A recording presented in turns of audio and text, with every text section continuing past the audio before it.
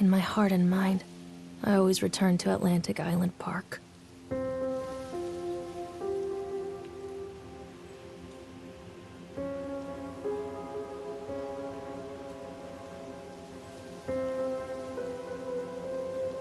Where's Mr. Bear? I haven't seen Mr. Bear, Callum.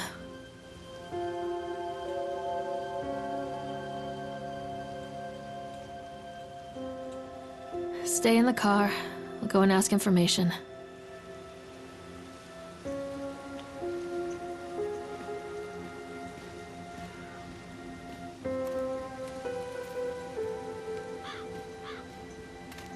Attention, patrons. The park is now closed.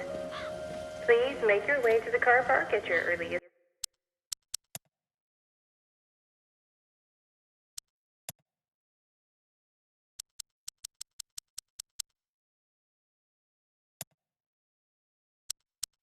Convenience. Employees prepare the park for shutdown.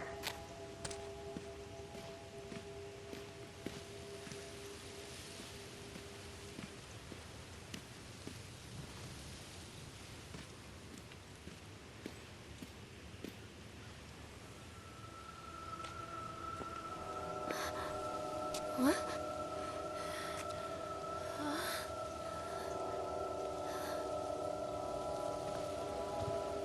Hey, Lorraine. Lorraine. Don't blame yourself, Lorraine. People lose things all the time. Take a deep breath and think about the last place you saw your son's teddy bear. Hey, stop! I think your boy just ran into the park. I'll unlock the gates for you.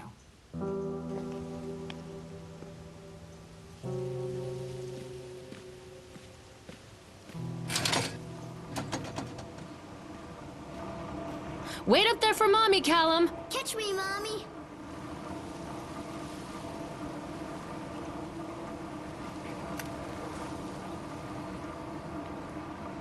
Wait for Mommy, Callum! This There's way, something Mommy. special about the entrance to an amusement park. A line drawn between the real world and the world of whimsy within. On this side, the apathy of our everyday lives. And on the other, anything we might dare to dream. It's no wonder Callum ran back inside. I wouldn't want to leave either. Attention, employees. The park is now closed. Have a safe journey home.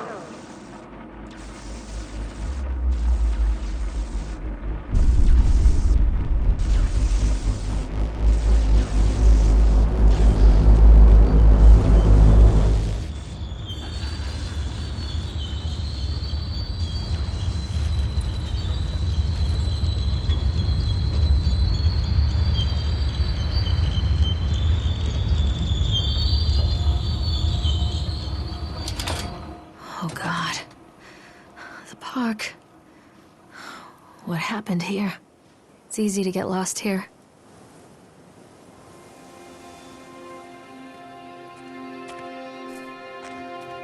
Come to Mommy, Callum! You can't catch me.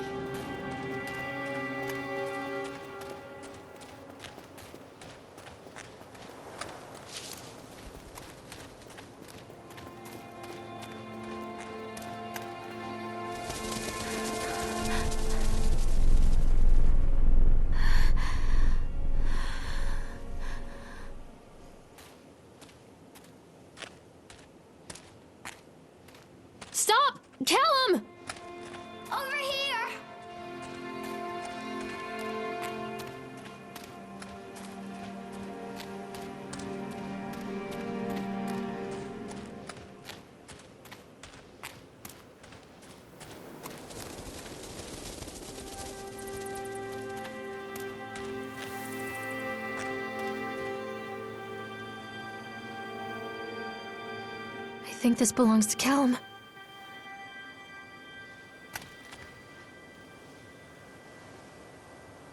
Chad the Chipmunk, huh? Just a drunk guy in a suit.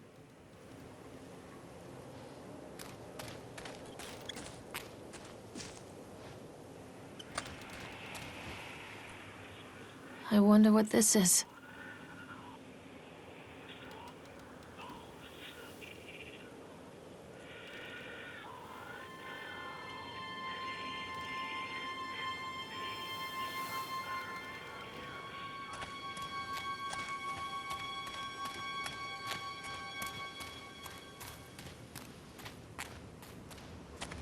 Callum! Where did you go? Over here. Callum, stay where you are!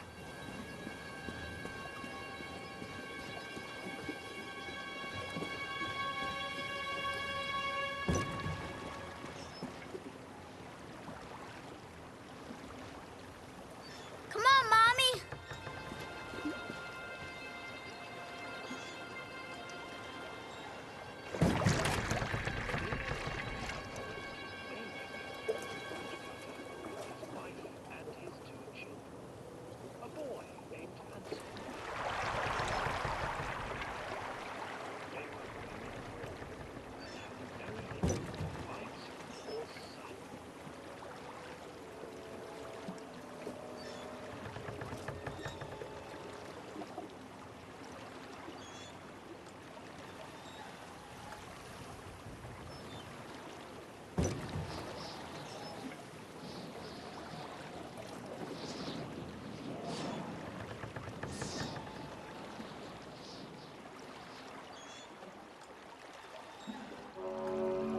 Near a great forest, there lived a poor woodcutter, his wife and his 2 children, a boy named Hansel and a girl named Gretel. They were very poor and had very little to bite or sup.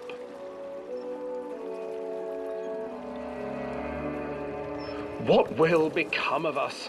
the woodcutter asked his wife one night.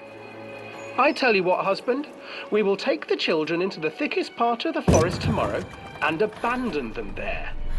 "No, my wife, I cannot do that," said the man. "Then we will all 4 starve, you fool." Hansel and Gretel overheard their parents talking, and Gretel began to weep.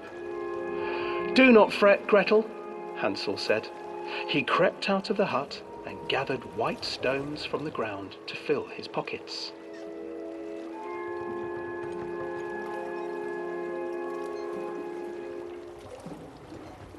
The next morning, the woodcutter leads the children into the forest. Before they leave, their mother gives them a slice of bread and warns them that they will get no more food that day. Clever Hansel leaves a trail of white stones behind them as they pass into the woods. When their father leaves them, the children wait a while, then follow the trail back to their parents' house.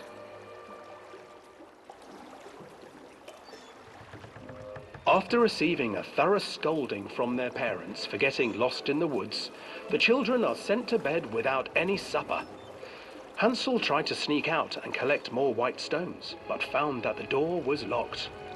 "Tomorrow I will take them into the woods myself," the wife told the woodcutter. In the morning, their mother gave them a slice of bread and led them deep into the forest once again.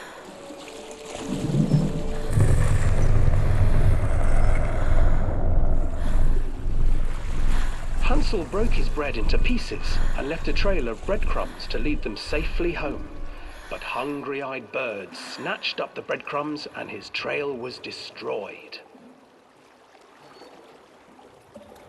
Abandoned by their parents and unable to find the trail home, the children wandered in the forest for 3 days.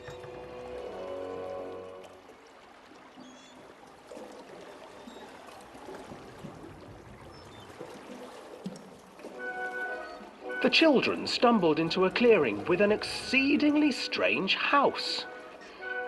Its walls were made of gingerbread, and its windows were panes of clear sugar. Hansel, desperately hungry, ran forward and began to nibble on the walls.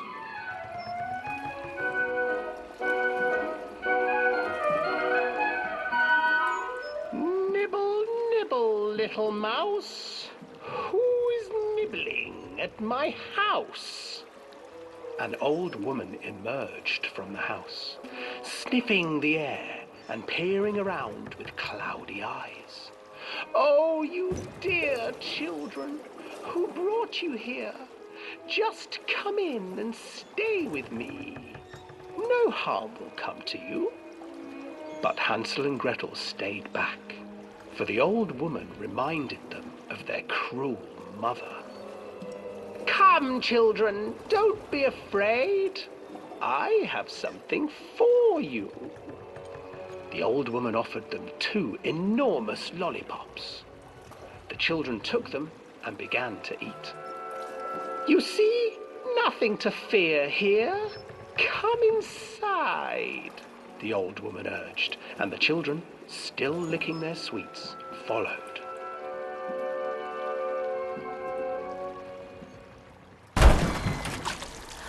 Once inside the house, the old woman changed.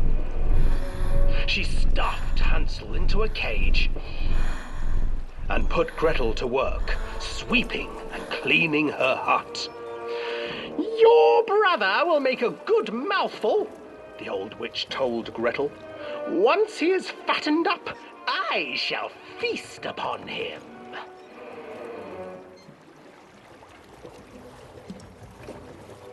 Time passed, and poor Hansel refused to eat, fearing the day that the witch would eat him. The witch, for her part, grew impatient. Today I will cook and eat your brother, Gretel.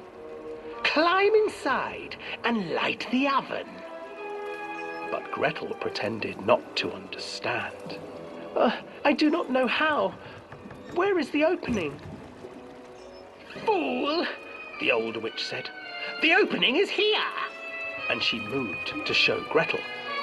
Seizing her courage, brave Gretel gave the witch a shove, and the old crone tumbled forward into the oven. Gretel slid a large iron bolt over the door to the oven. Gretel freed her brother Hansel, and together they lit a fire beneath the oven. And though she screamed and begged, the children sat by the oven until her screams had stilled, and the witch was cooked. And then, because even children can't survive on sweets, they divided up the body of the old witch and ate her.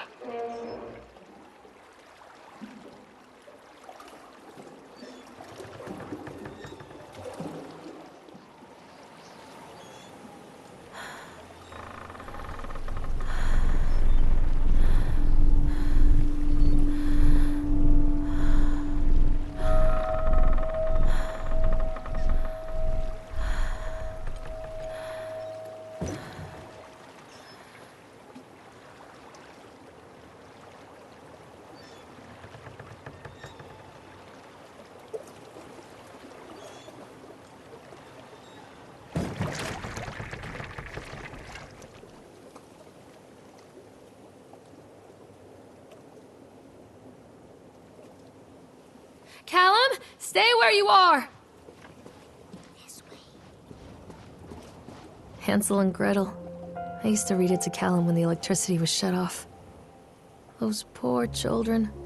The whole world against them. The forest, the birds, the old witch, even their own parents. I used to imagine that Callum and I were the kids in that story. Not mother and son, but brother and sister, hand in hand against the unkind world.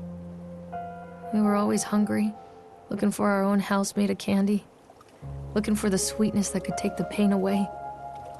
Hunger leads people to desperate, terrible places where the tree branches reach like claws.